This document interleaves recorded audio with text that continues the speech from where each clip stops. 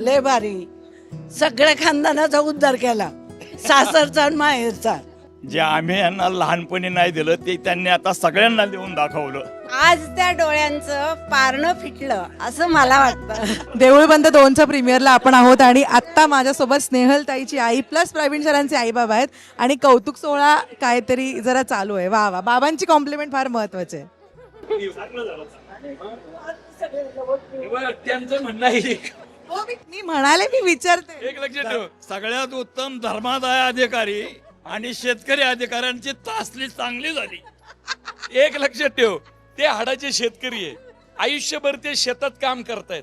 आता तुम्हाला कळलं असेल माझा स्वभाव असा काय. अधिकाऱ्यांनी बंगले बांधले, शेतकऱ्यांना झोपड्या मिळणार. हिनी द्यावाला तासला. ऐका ना, तुम्हाला कळलं ना मी एवढं पोट तिडकीने का लिहितो, तर हा शेतकरी आमचा घरात आहे. मी सगळे ह्यांच्याकडनं शिकलेलो आहे आणि 85 वर्षाचे आहेत. किती? आणि ऐका, आत्ताही शेताच्या बांधावरनं आलेत. दोघांनाही शेताच्या बांधावरनं काम करता करता घेऊन आलोय. म्हटलं काय आहे, सुनबाईचं कौतुक बघा, पोराचं लय पाहिलंय, त्यामुळं सुनबाईचं कौतुक बघायला त्यांना आणलं. पण त्यांना मेन काय आवडलं तर शेतकऱ्यांसाठी पार सगळ्या सिस्टीमला जे झोडलंय त्यांना ते आवडलं. आवडलं का नाही बाबा, कसा वाटला चित्रपट? जे अधिकारी असतात हे त्यांना वाटतं आम्ही आभाळातून आलो, पण ते कोणाच्या जीवावर जगतात हे ते विसरून गेले. आणि सुनबाई कशा वाटल्या चित्रपट? ते तर फारच चांगलं वाटलं. म्हणजे म्हणलं दुसरे आवली. आवली आवली आई, तुम्हाला कसा वाटतो चित्रपट? आणि स्नेहल ताईंनी लय भारी. सगळ्या खानदानाचा उद्धार केला, सासरचा आणि माहेरचा. आई, तुम्हाला कसा वाटला चित्रपट? लेकीचं करा कौतुक. लेकीचं म्हणजे काय, ते कॉलेजमध्ये असताना ती प्रॅक्टिसला वगैरे जायची, रात्री उशीर व्हायचा यायला. मी तिची वाट बघत अशी बघत राहायची ते की कधी येते ही. तर आज त्या डोळ्यांचं पारणं फिटलं असं मला वाटतं. आणि हे खूप मस्त आहे, आपल्या आई वडिलांकडनं सासू सासऱ्यांकडनं कौतुक होणं.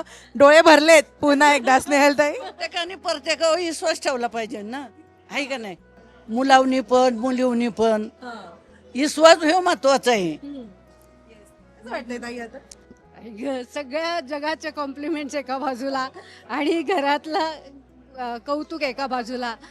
खूप छान वाटतंय. मी दुसरं काय म्हणणार. काय बाबा?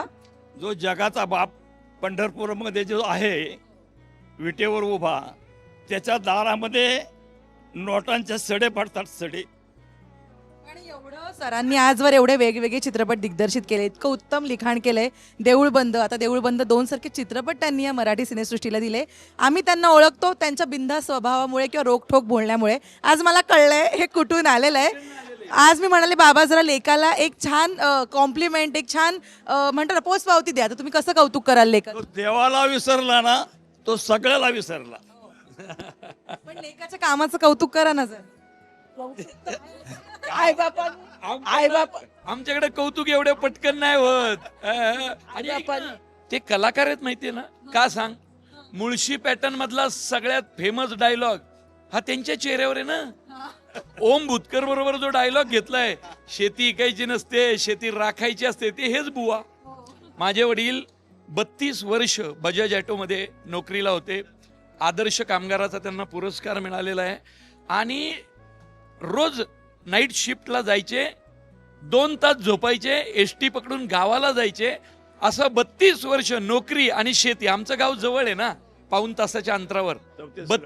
32 वर्ष शेती आणि नोकरी माझ्या वडिलांनी दोन्ही सांभाळलं. म्हणून मी सिनेमा आणि शेती हे सांभाळतोच, कारण ते आमच्या रक्तातून आले. पण बाबा जरा थोडे प्रेमाचे 2 गोड शब्द होऊन जाऊ देत ना लेकासाठी आणि सुनेसाठी. मी खूप उत्सुक आहे ऐका. ते माझं कसं, तुम्ही नाटक पाहिलं यायचं लहानपणी, तर ती म्हणते की पोराचं कौतुक करा. जे आम्ही यांना लहानपणी नाही दिलं ते त्यांनी आता सगळ्यांना देऊन दाखवलं.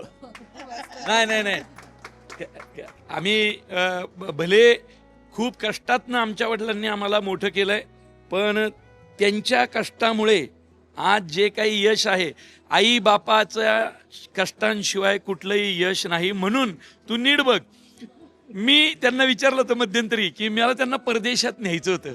फॉरेनला. म्हटलं आता पैसा आला तर आईवडिलांना कुठेतरी नेऊ, म्हणून मी दोघांना ठरवलं की राजाबाईकडे म्हटलं आपण सिंगापूरला नेऊ. म्हटलं जायचंय. काय म्हटले माहितीये का, ऐक ना नन्या, ते सिंगापूर वगैरे ते अमेरिका बिमेरिका राहू दे, तुझी ओळख आहे का रे लोकांशी. म्हटलं दादा आहे ना, आता आपली ओळख आहे ना. ते म्हटलं ऐक ना, मला ना पांडुरंगाचं दर्शन जवळ जाऊन घ्यायचंय. मी ना 50-60 वर्ष झालं वारी करतोय, तर 50-60 वर्ष पांडुरंगाला मी धक्के खातच बघितलाय. तर ना मला ना तू काहीतरी बघ ना, मला ना पांडुरंगाला असं 2 मिनिटं उभं राहून बघायचंय. आणि माझ्या वडिलांचं ना आईच्या हस्ते मी पांडुरंगाची पूजा ठेवली होती. माझ्या वडिलांचं नाव विठ्ठल आहे, आईचं नाव रुक्मिणी आहे.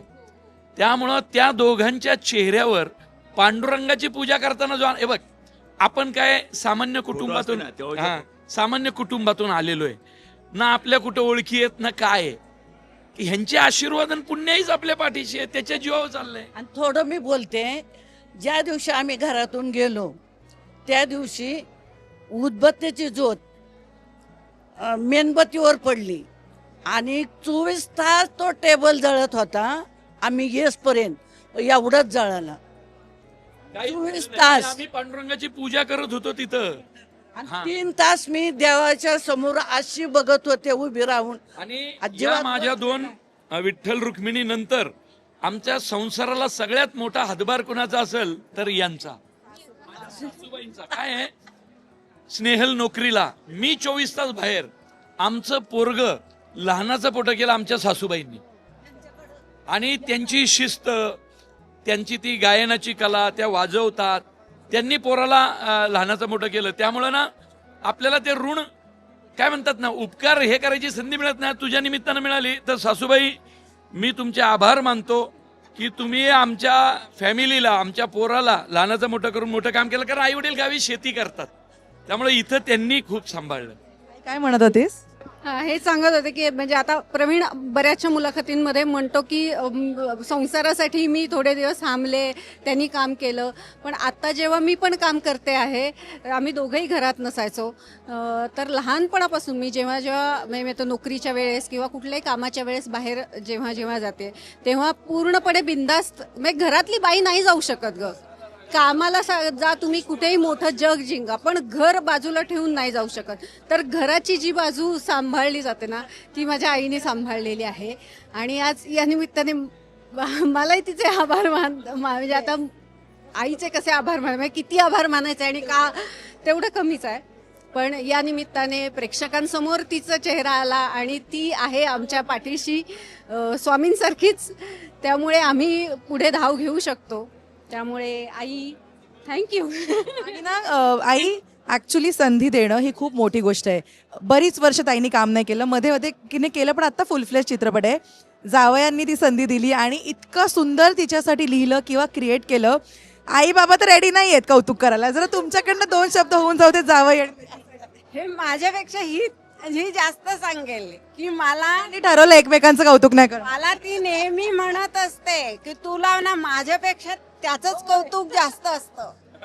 तू पहिलं म्हणे मला प्रत्येक वेळेस तू त्याच्यासाठी माझ्यावर रागवतेस, नाही तू त्याच्याशी असं का वागली. आमचं भांडण झालं ना की ती त्याची बाजू घेते, माझी बाजू घेत नाही.